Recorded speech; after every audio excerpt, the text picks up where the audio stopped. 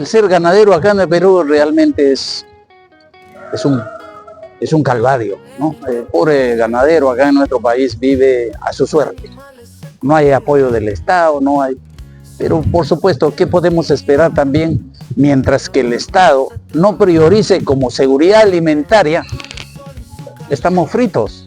Soy Wilder Trejo Cadillo, profesor en la Universidad Nacional Agraria. Trabajo hace justamente 40 años. He cumplido. Estoy muy agradecido que me ha dado la oportunidad nuestra universidad de ser parte de su docencia. Y bueno, me dedico especialmente al tema de camelios, en todo lo que es gestión de camelios, y también veo de paso producción de ovinos, ¿no? Eso es el trabajo que hago. Muy buenos días, amigos de Zootecnízate. El día de hoy renuevo nuevamente el placer de poder conversar con una autoridad en el tema, en este caso de camello. Es un profesor que nos ha acompañado por mucho tiempo y que sus consejos realmente han sido valiosos, al menos para la persona que habla. Estamos hablando del ingeniero Wilder Trejo Cadillo, al cual le doy la bienvenida al programa Zootecnízate, y le agradezco mucho su tiempo el día de hoy para que nos dé esta entrevista. Gracias, César, estoy a tus órdenes. Muchas gracias, ingeniero. Ingeniero, la ONU declaró este 2024 como Año Internacional de los Camelios. ¿Qué ha significado específicamente para el Perú la declaratoria de que el año sea propiciado para animales que crecen en zonas muy extremas, ¿no? O de mucho calor, cosa que no tenemos aquí, o de mucho frío, ¿no? Y con características muy especiales? Sí, bueno, yo creo que es muy bueno este Año Internacional de Camelios. Si nosotros hacemos un análisis muy rápido, fíjate que los camelios viven con la gente más pobre de la Tierra. Son las especies claves para el desarrollo. Y más aún, la ONU y sus profesionales saben que el camelio es la especie animal que no compite con el hombre en la cadena alimenticia. O sea, dentro de todos los poligástricos y también a los camelios consideramos como parte de los poligástricos, los camelios no compiten con el hombre en la cadena alimenticia. ¿Qué significa eso? Que son animales básicamente que comen alimentos muy pobres. Fíjate, ¿cómo puede comer un camelio y vivir con menos de 10% de proteína? No hay especie animal que pueda hacer competencia donde viven estos camelios. Y además está ligado a muchas familias, miles de familias, y en el Perú especialmente, a familias de extrema pobreza. Más de 65.000 pobres en nuestro país viven directamente de los camelios, como parte de su estrategia de subsistencia, que lamento decir, cuando esto debe ser una especie animal que podemos estar exportando la fibra de manera organizada, no como materia prima, sino transformada. Pero ¿existe política en nuestro país? No existe. Eso es una pena. Mientras que no existan políticas decididamente que quieran apoyar no solo a los camelios, sino al sector ganadero, esta situación no va a cambiar mucho. Pero lo cierto es, la FAO declara este año internacional y es muy importante, se han hecho muchas presentaciones, congresos y una serie de cosas. ¿Hasta dónde hemos avanzado? Hay que mejorar y hay que hacer más trabajo de investigación. Hay muchas cosas que todavía no sabemos. Y no nos olvidemos que hay más de 90 países incluidos, el Perú o América del Sur, en la crianza de camelios. Sí, bastante interesante, ¿no? Teniendo en cuenta, por ejemplo, sus características anatómicas y el hecho de esa almohadilla plantar, por ejemplo, que no erosiona un terreno, sus características de alimentación con alimentos muy pobres, como usted destaca, hace del camelio pues una especie bastante sui generis y sobre todo que es oriunda de estas zonas, ¿no? En donde la zootecnia ha tenido que empezar prácticamente desde cero para su aprovechamiento como fibra, como carne para el hombre, ¿no? De una manera más óptima que la que usaban originalmente los campesinos, ¿no? O sea, la zootecnia, ¿cómo ha impactado, por ejemplo, en esta crianza de camelios a nivel de nuestras zonas, por ejemplo? Bueno, para hacer un poco de conocimiento, especialmente para el público que escucha estos videos o ven, los camelios son de origen norteamericano. O sea, cerca a esas cadenas rocallosas de Estados Unidos, Ese fue la cuna o el escenario de de todas las especies animales que existen en el mundo. Y una parte de estos camelios, a través del estrecho de Bering, pasaron, y esos son los camellos y dromedarios, ¿no? Los bactrianos y dromedarios. Y por otro lado, a través del istmo de Panamá, el tribu camelini pasa a Sudamérica, a través del istmo de Panamá. Y aquí en Sudamérica, obviamente, nuestros antepasados peruanos, estamos hablando antes de los incas, fueron unos genios, ¿no? No hay nada de eso. Domesticaron a las alpacas y tenemos perfectamente definido dos características. Y en las llamas, con otra finalidad domesticaron, además de poder hacer uso como un animal de carga. Extraordinario. Estas cosas, la experiencia de los antepasados peruanos es sensacional. O sea, no hay duda, los antepasados peruanos perfectamente sabían por qué tienen que criar estos camelios como parte de su estrategia de sobrevivencia. Y ojo, ¿usted cómo cree cómo creció el Tahuantinsuyo? Gracias a la crianza de camelios. Ellos hacían guerra, no hacían la guerra, pero sí subyugaban a toda esta gente porque tenían capacidad proteica, tenían alimento. Entonces llegaban a un pueblo, lo cercaban y de hambre tenían que subyugarse ante los incas. Entonces, la crianza de camelios ha sido pues estrategia muy importante para los antiguos peruanos, ¿no? Después hemos ido afinando ya, conforme los profesionales han ingresado a las zonas de sierra, por ejemplo, bueno, pariciones, por ejemplo, ¿no? El trabajo que hemos realizado desde hace muchos años de muchas autoridades en el tema, o manejamos adecuadamente, ¿no? Hacemos un calendario de manejo, cuáles son las faenas más importantes y cómo hemos mejorado. Y yo creo que la cosa está caminando bien. Es probable que falte más trabajo de investigación, hay que hacer mayores publicaciones y eso será en bien de toda esta gente que está ligado directamente al tema de camelio, ¿no? Es gente muy pobre. Y si nosotros pudiéramos hacer como un producto bandera o hacemos estrategias exclusivamente para los camelios domésticos y evaluarla cada 4 o 5 años, igual para alguna estrategia de manejo para los camelios silvestres, si nosotros en el país pensamos políticamente y adecuadamente planificada, podemos vender fibra en el mundo, para el mundo, pero también fibra de calidad. Fíjate que la fibra de vicuña, lo que tenemos, los 210 o los 215.000 animales, no es nada. Si nosotros podemos criar 1.000.000 de llamas, siempre vamos a tener mercado. Entonces, hay muchos temas que hay que seguir trabajando, pero el trabajo zootécnico, y aquí quiero recalcar, la zootecnia es parte de la seguridad alimentaria. Un país que no apuesta con la producción animal y no apuesta con los técnicos que ven el tema alimenticio, nutritivo y manejo de estos camelios, que son los zootecnistas, no sé, yo no entiendo. La seguridad alimentaria de un país está en función a la capacidad productiva de los zootecnistas. Y hay mucha gente que no conoce. Cualquiera dice, no, el profesional es esto. No, el zootecnista es el que se preocupa por la seguridad alimentaria en todas partes del mundo.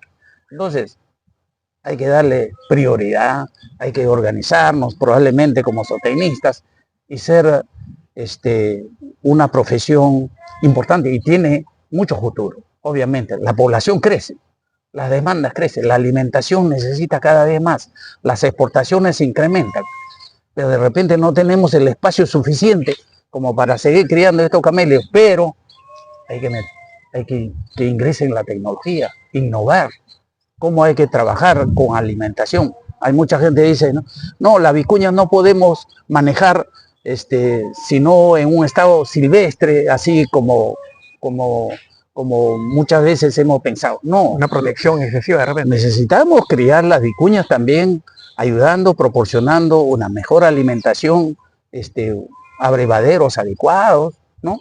y de repente hacerle trabajos de uso sustentable, ¿no? De tal forma que entre también la gente, familias, que entren a trabajar, y por qué no, si la vicuña es de todos los peruanos, que entren a trabajar, a invertir su dinero y que vivan de la fibra de vicuña, ¿no? Esa es un poco la intención, y estamos hablando de dos fibras extraordinarias, la vicuña y la fibra de alpaca. Pero la fibra de alpaca es privado, o sea que es de crianza privada. El que quiere puede ir a comercializar al vecino o a los amigos, pero la fibra de vicuña es un poco controlada por una serie de razones de protección que estamos dentro del convenio del CITES. Sí, ingeniero, por ejemplo, usted ha mencionado las características que tiene la fibra básicamente de la alpaca y la vicuña, ¿no? En un viaje personal que hice, por ejemplo, a la zona sur con familia y todo, llegamos a estos tours que nos ofrecen, pues, básicamente en Arequipa, Cusco, y cuando uno pasa, pues, a través de las alpacas que hay en esas zonas, se dicen una serie de cosas que realmente son, que deberían irse descartando poco a poco, ¿no? Y creo que este puede ser el momento, ¿no? Por ejemplo, se nos habla del pelito de la llamita, del pelito de la alpaquita, de la lana de la alpaca, de la fibra de la alpaca, ¿no? Entonces, este tipo de nomenclatura confunde a las personas, ¿no? Porque no se expresan como realmente debería ser, ¿no? ¿Qué diferencia existiría entre el pelo, la lana y la fibra en este caso? ¿Y cuál de estas vellosidades tiene o cuál es la que tiene la alpaca en sí? Bueno, la lana es producido por las ovejas y todos sus cruces, especialmente el merino y sus cruces, eso produce la lana. En general, todos los ovinos producen lana. Entonces, un poco para tener conocimientos adecuados, entonces la lana es una fibra también que se procesa industrialmente, pero es producido por ovino. Pero la fibra como tal, como fibras especiales, está dentro de estas fibras especiales, están los camelios, sean dromedarios, bactrianos, los camelios sudamericanos, ¿no? Y también de la cabra y parte de los conejitos de Angora. Ahora, el picazón que normalmente la gente habla, que es la falta de confort, es por el tipo de fibra. Las fibras meduladas, que son mayor de 30 micras, tienen esa característica de molestar al organismo y no lo deja tranquilo. Entonces, para mejorar esa característica, lo único que queda es que hay que mejorar genéticamente los animales y que tengan, por ejemplo, en alpacas menos de 20 micras. Entonces, el confort, ese confort significa que no me molesta, no me va a picar ni cosa por el estilo, y la estructura no es medulada. Esos aparecen generalmente cuando la fibra de alpaca es menos de 20 micras. Entonces, pero ese es un trabajo que hay que hacer, ¿no? De un día para otro. De la cantidad de fibra que nosotros tenemos en fibra de alpaca, tenemos que pensar, no todos son lindos. Gran parte de nuestra fibra de alpaca es una fibra gruesa y en consecuencia va a tener algún grado de picazón. Entonces hay que saber orientar qué tipo de prendas o qué tipo de telas hay que preparar en función a la característica, ¿no?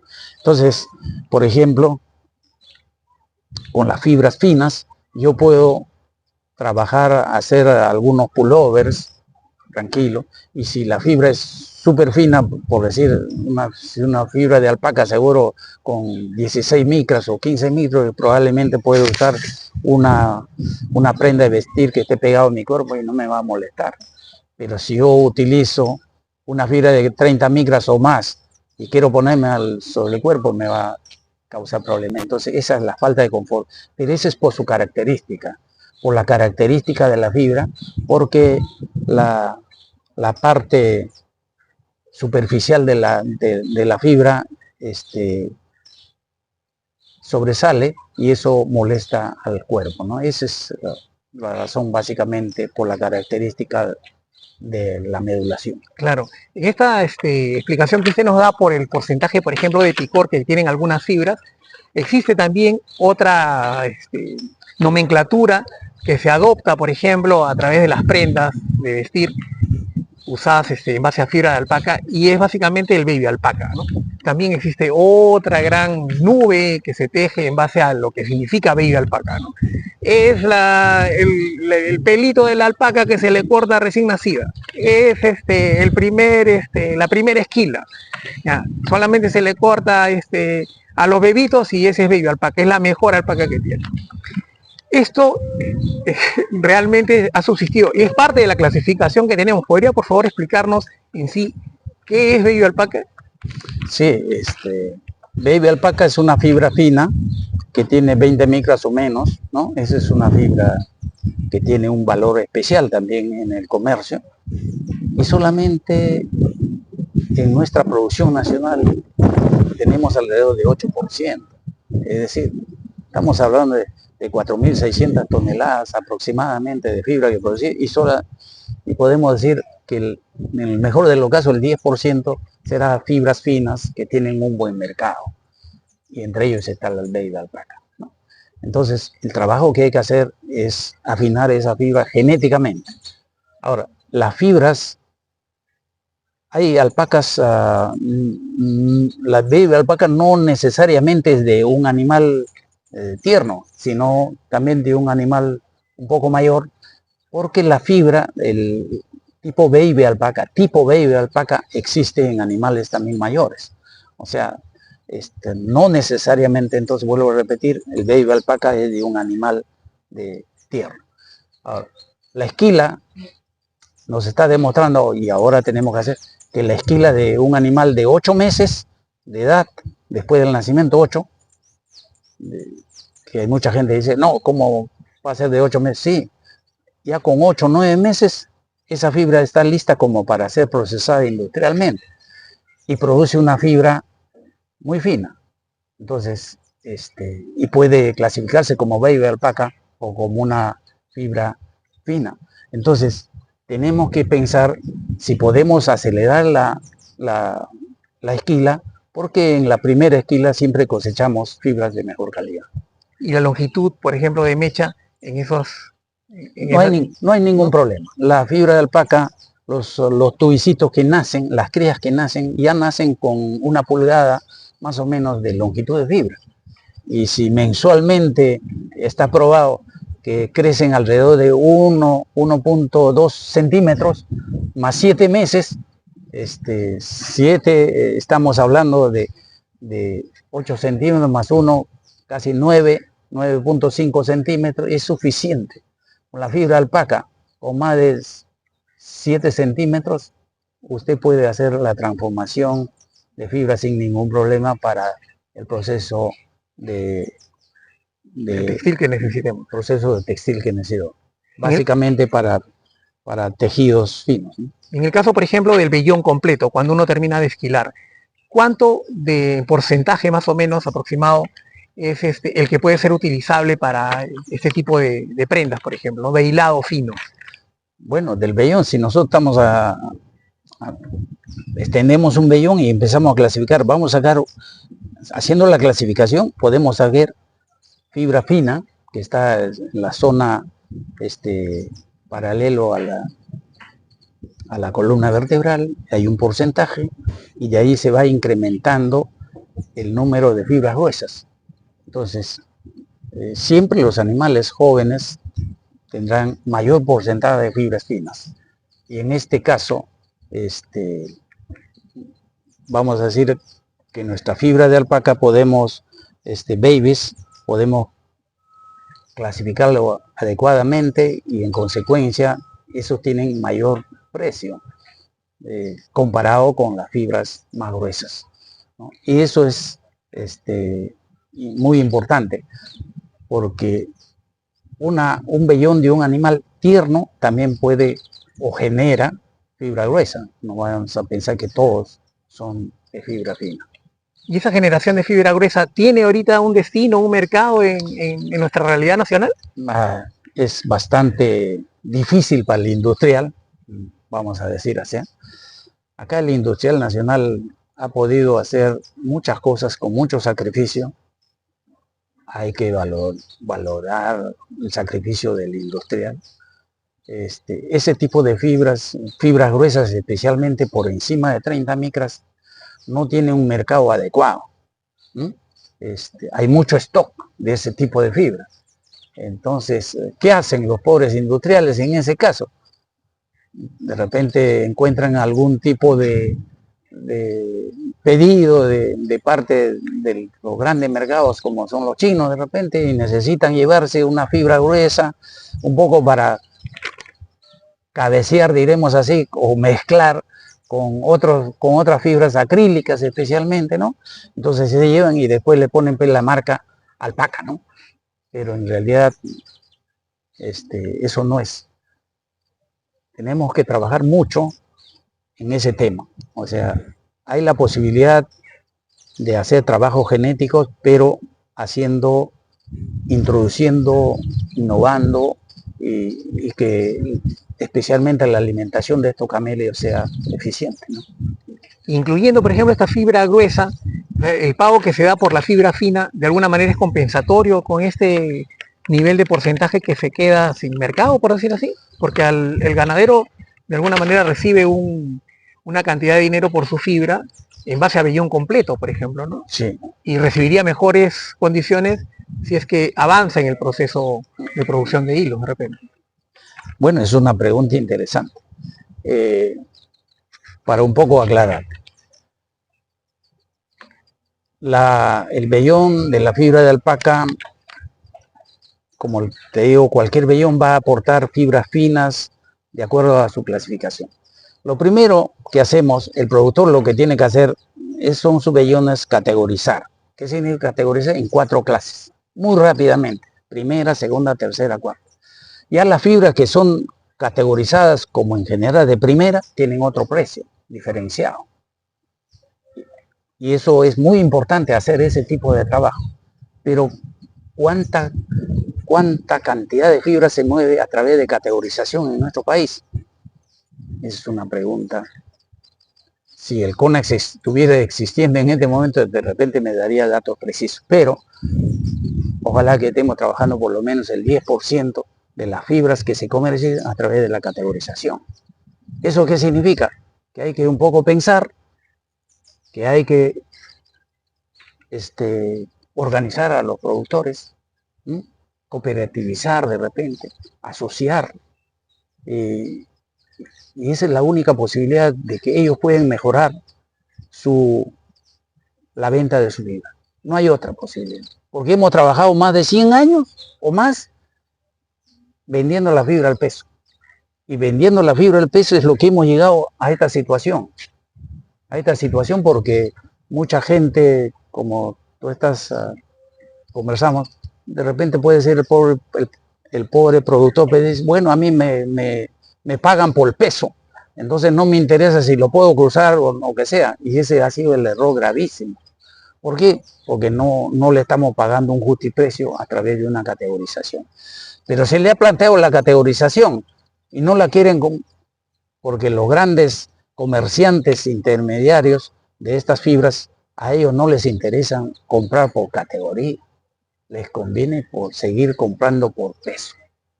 Y esas son políticas que tiene que solucionar el Estado. ¿Cómo tenemos que ayudar?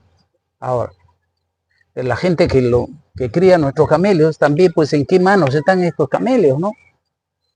Están en las manos de mucha gente humilde, pobre, de extrema pobreza.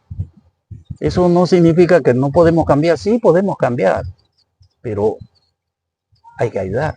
Tiene que existir políticas adecuadas como para poder hacer algunos tipos de préstamos. Porque en la hora actual usted se va al banco, un alpaquero se va al banco para prestarse para la producción, pierde plata.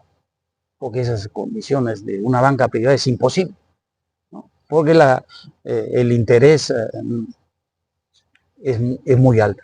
Pero si el Estado adecuadamente planifica y da de repente un banco de segundo piso, en función a su organización, ha tenido muchos éxitos.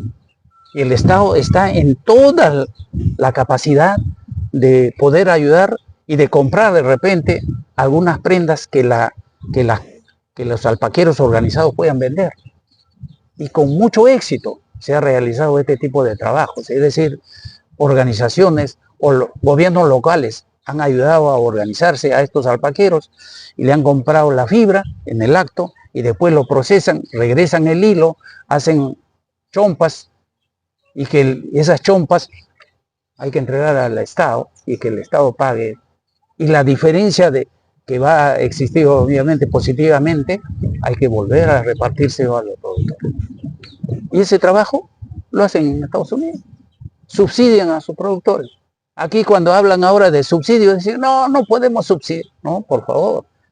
En este tema de camello es necesario hacer ese tipo de trabajo, porque la gente todavía no está tan preparada. No, el ovejero de Punta Arenas de Chile pues está súper organizado, ¿no? Uy, tú te vas de visita con ellos y dices, es un gusto, ¿no? Porque hasta te llevan a su salón de estar a almorzar gratuitamente a cuenta de la empresa de los ganaderos. Aquí, donde el pobre alpaquero, ¿a dónde te va a llevar a tomarte un vaso de agua? Porque no están organizados. Y eso es trabajo del Estado, eminentemente. La educación, la asistencia y todas esas cosas, el Estado tiene que... Por supuesto, acá en el Ministerio de Agricultura de nuestro país, de repente pues maneja una limosna de plata, ¿no?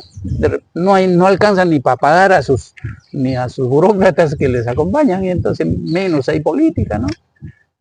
Este Ministerio de Agricultura, si queremos realmente salir adelante, tiene que tener un presupuesto más alto y que una serie de necesidades que tiene que asumir para el productor, como en este caso hay que hacer o reglamentar o ayudar para que la fibra sea comercializada adecuadamente.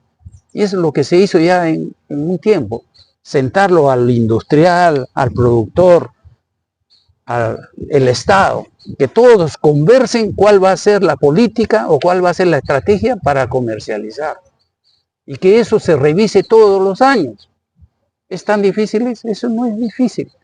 Pero acá en el país no tenemos interés de hacer. Ese es el problema. Y por eso este país está mal. En algún momento que existía este Consejo Nacional de Camellos, estábamos muy bien. Hasta en América del Sur nos consideraban un país que está trabajando seriamente y haciendo las cosas adecuadamente. Después que lo eliminaron, nos hemos quedado sin nada. Por un lado, los silvestres lo han mezclado con los pajaritos ahí en el cerco, y el otro grupo de domésticos lo tienen por ahí con los vacunos, etc. No entiendo. Esas cosas no se puede hacer. Nosotros somos el primer país en el mundo que tenemos más alpacas y más gente humilde que está ligado a este tema. Porque nos cuesta analizar eso, pienso que no, esa es una cosa elemental. 65.000 familias aquí en nuestro país vive ligado directamente al camello. Y ahora, si hablamos de toda la cadena, probablemente sea mucho mayor. Mucho mayor, ¿no? Claro. Ingeniero, por ejemplo, o sea, básicamente, en resumen de lo que usted me está planteando, es hacer un trabajo de mucha mayor escala en cuanto a la extensión rural, por ejemplo, ¿no? O sea, hacer que, por ejemplo, el productor entienda que si él nos entrega fibra cruda, por decirlo así, fibra bruta, va a tener un precio. Si nos entrega fibra lavada, clasificada, según la clasificación que usted nos ha dado, puede tener un precio mayor.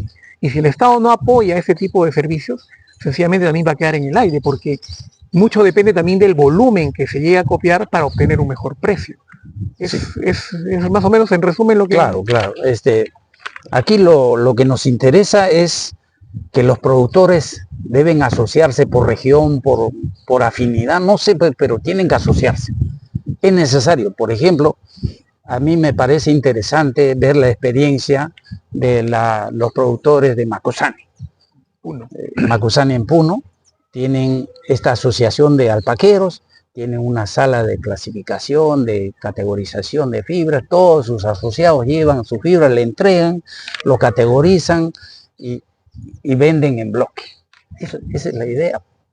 Esa es la idea. Y ahí podemos rescatar, podemos mejorar la situación económica del productor. Claro, el productor, el pobre alpaquero, pues, lleva su fibra y inmediatamente quiere que le paguen. Y para eso está el gobierno local, que tiene que buscar una platita y ya. Tú me traes 10 billoncitos, ya te lo voy a pagar, pues, pero ya cuando lo categorizamos y mejoramos la comercial, el resto te vamos a seguir añadiendo Una amortización en todo una caso amortización. necesitaría Entonces, claro, para que no descapitalizar, digamos, al ganadero, ¿no? exactamente. Y ese es el trabajo que hay que hacer. No hay otra posibilidad. Hay que organizar a los alpaqueros para una serie de cosas. No solo es para el tema de los camellos, sino otras cosas más. Pero los alpaqueros están a su suerte. Y no solo los alpaqueros, el ganadero actualmente desde hace muchos años está a su suerte. Y había algunos funcionarios del Estado que decían, bueno, el ganadero es privado. Oiga, pero ese privado produce alimento para la gente. Nos deja la seguridad alimentaria que estamos pidiendo. Ese privado está preocupado de por lo menos estar en esos lugares tan inhóspitos que nadie iría a vivir, pero está ahí ese privado, rompiéndose, produciendo, no importa con los animales de subsistencia. ¿El Estado qué? ¿El Estado qué? Es indolente y no apoya realmente. Ojalá que cambiemos. Por lo menos estas conferencias internacionales que se han desarrollado y se están desarrollando en el mundo, va a mejorar obviamente la perspectiva de cómo se viene manejando o criando estos camelios en todas partes del mundo, ¿no? La visibilidad, más que todo, del camello. Y no solo estamos hablando de los camellos sudamericanos, pero a nosotros nos toca más pues el tema de nosotros, ¿no?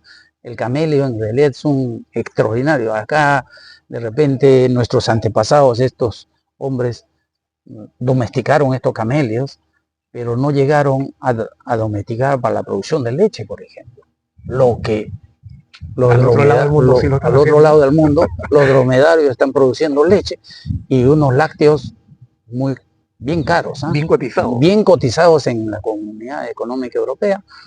Y por la gran pregunta, el millón sería, ¿y por qué acá los antepasados peruanos no tuvieron esa capacidad de seleccionar animales para la producción de leche? La respuesta es probablemente que aquí manejaron también no solo a los camelios, sino domesticaron vegetales. Y en este caso los cereales andinos son extraordinarios. No hay nada que hacer. Entonces, parte de esa deficiencia alimenticia lo cubrían a esto. Entonces, los peruanos, antes de los incas, fueron la gente más importante que supo domesticar y trabajar con estos camelios para el bien de toda esta gente, ¿no? Interesante, ¿eh? Luego del proceso, por ejemplo, de la clasificación, bueno, perdón, de la clasificación, el lavado, de repente llegar la fibra en tops, tenemos, por ejemplo, la expectativa de poder llegar a comercializar hilos, por ejemplo, de fibra de alpaca. Bueno, eso es la idea. No solo hilo, sino debemos transformar. Aquí, nuestro país está exportando de cada 100 kilos de fibra de alpaca, lo exporta, de lo que exporta. 80 kilos son fibra como materia prima. Es una fibra semiterminada, o sea, es una fibra peinada, listo para hacer hilo. Pero ¿por qué no hacemos un poco más? En vez de exportar materia prima como a estos grandes brokers en el exterior, ¿por qué no hacemos un trabajo un poco más decidido de transformar la fibra de alpaca o la vicuña en nuestro país para tener mejores posibilidades económicas en la venta? Todo eso son políticas. No hay vuelta que dar. El industrial acá en el Perú que se ha desarrollado ha sido por su propio sacrificio, nada más. No hay otra. El industrial se ha sacrificado hasta tal punto, ha armado su industria, ha armado para hacer todo este proceso de transformación, etcétera. Pero, ¿qué ha puesto el Estado? En todo este tiempo, en los más de 100 años de experiencia, siempre el Estado ha dicho, no, el gran culpable de la desgracia del pobre alpaquero es el gran industrial. Y eso no es cierto. Ese no es cierto. Tenemos que sentarnos, analizar todos los actores referentes al tema y que el país lo convierta en un tema importante de prioridad o como los productos bandera. ¿Y por qué no? Entonces a la industria mismo tendrá que dar algunas facilidades del Estado para que puedan implementar y hacer hilos. Y no solo hilos, hacer tejidos. El mundo necesita hilos, tejidos y todo. Pero eso es dinero, demasiado dinero. No es pues un dinero de 1 millón, ¿no? Mucho dinero. Si las asociaciones o las podemos cooperativizar todos estos productores, eso sería otra cosa importante. Y pero eso es una decisión, no pasa por el productor. En parte sí, pero eso pasa por política de Estado, ¿no? Por ejemplo, universidades como la de Huancavelica, a la cual les mando un saludo, han puesto una planta procesadora de hilos, por ejemplo, ¿no? Bastante interesante. ¿La Universidad Agraria tiene perspectivas también para poner una planta de este tipo? ¿O hasta dónde podría llegar en su investigación, por ejemplo? La Facultad de Zootecnia, en este caso, del programa de cambio. Bueno, me gusta esa idea, lo que hicieron en Huancavelica, como parte del trabajo del laboratorio, de procesar, así se hace industria. O sea, la industria no va a pensar que ya apareció como industria, no. Siempre empezaron así de chicos, así como haciendo módulos pequeños, investigando todo esto, aunque en Huancavelica se viene haciendo que la industria hace en mayor volumen aquí para los estudiantes. Es importante hacerlo conocer cuáles son los rendimientos en cada etapa, cada proceso. ¿Qué cosa usamos en cada? Y ahora más, tenemos que utilizar productos amigables con el ambiente, jabones amigables. Es decir, ese es el trabajo. La Molina no ha hecho ese tipo de trabajo. Tenemos un laboratorio que podemos analizar la fibra, pero no tenemos una pequeña planta como para hacer estos tipos de trabajo. Sin embargo, salimos pues a las industrias, pero no es lo mismo. Pero salimos a las industrias y trabajamos con la gente de la industria y hacemos trabajos interesantes en cuanto a rendimientos. Hay experiencias sobre eso. Básicamente, las políticas del Estado deberían ser un poco más agresivas en favor del ganadero alpaquero en este caso, ¿no? La asociatividad, punto importantísimo, la que nos daría pues volúmenes interesantes de fibra para poder obtener precios mejores, ¿no? Y si llegamos a un punto pues a comercializar, como dice usted, hilado o prendas que puedan tener mayores beneficios para el ganadero, de mucho mejor manera, ¿no? Es más o menos creo la conclusión que podríamos llegar ahora, o si tiene algún alcance adicional en esta reflexión del día de hoy. Sí, te agradezco por todo el trabajo que te ha dado de venir y conversar conmigo. Estoy muy agradecido. Lo que te puedo decir es que yo conversaba antes, hace algunos años, con un gran industrial que tenía su planta de procesamiento de fibra alpaca. Y yo le decía, oye, ¿podrá llegar la fibra de alpaca en algún momento a costar el kilo de top $40? Y él me dijo, sí, pero para eso necesitamos fibra de esta calidad. Yo he hecho experimentalmente, pero me he pasado 5 años, me dijo, me he pasado 5 años recolectar fibra muy fina. Y después de 5 años, fíjense, 5 años se dedicó, lo vendió su fibra casi $60 el kilo de top. Entonces, yo digo, es posible hacer eso. Otra situación es, por ejemplo, los criadores de cabra, cashmere, mojave. ¿Por qué la fibra de estas cabras nunca bajan casi de $40? Histórico. Casi nunca bajan. Y nosotros nunca hemos llegado probablemente a $30 el kilo de top. Es bien fluctuante el precio. Y fluctuante, cada 10 años. ¿Por qué? Porque no estamos organizados, por Dios. Los cabreros, los productores de cabra están sumamente organizados y están en todas las altas modas. Ahí están presentes, decidiendo que incluyen la fibra de la cabra. Pero es por lo que están organizados. Mientras que no nos organicemos, y encima nuestra gente que no tiene educación, ¿qué podemos esperar? domésticas. Hay mucho trabajo de parte del Estado acá y es responsable el Estado de toda esta situación, ¿no? Ojalá que puedan entender y mejorar, plantear, levantar estrategias, trabajar anualmente, revisar. Por lo menos ahora sé que el CONCITEC en algo apoya en los trabajos de investigación. Y eso lo logramos el año 2004, porque antes de 2004 nunca el CONCITEC apoyaban trabajos de investigación en camelos. ¿Y cuando yo ingresé a La Golina, en mi universidad tampoco editaban el curso de producción de camelos, ¿no? El curso de producción de camelos era parte de la tecnología lanar. Tanto era la situación de cualquier otra especie, menos la nuestra, ¿no? Menos mal ahora tenemos nuestros cursos, no solo en camelios, sino en tecnología de fibra, tenemos transformación de pieles, que estamos haciendo trabajos muy interesantes. El camelio es un animal extraordinario, te sirve de todo, hasta el abono te sirve.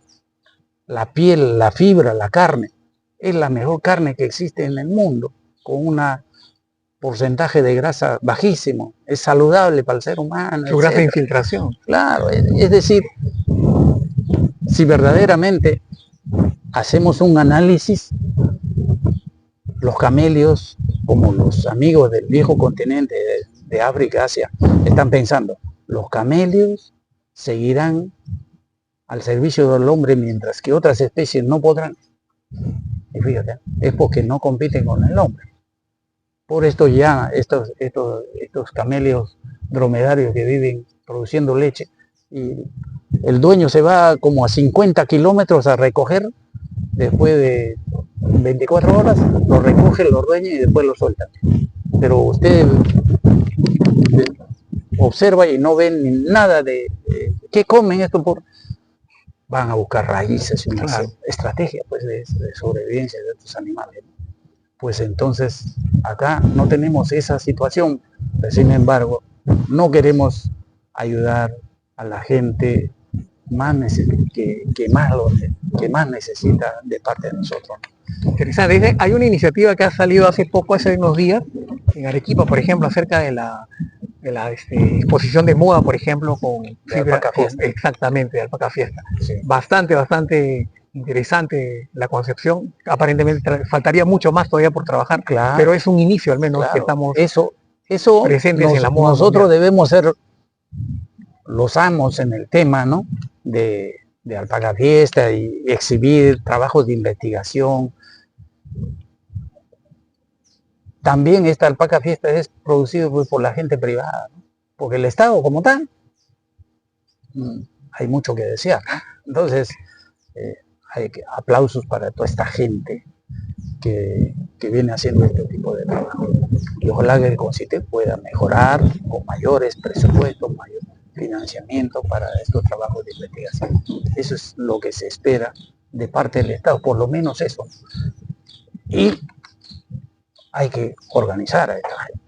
Es necesario organizar a estos alpaqueros, sea en cooperativas o asociaciones, y esa es la única posibilidad. Pero necesitamos normas. Existen normas legales, pero son ociosas. Este tipo de normas que yo estoy pensando, por ejemplo, necesitamos trabajar para organizar a estos y agruparlos.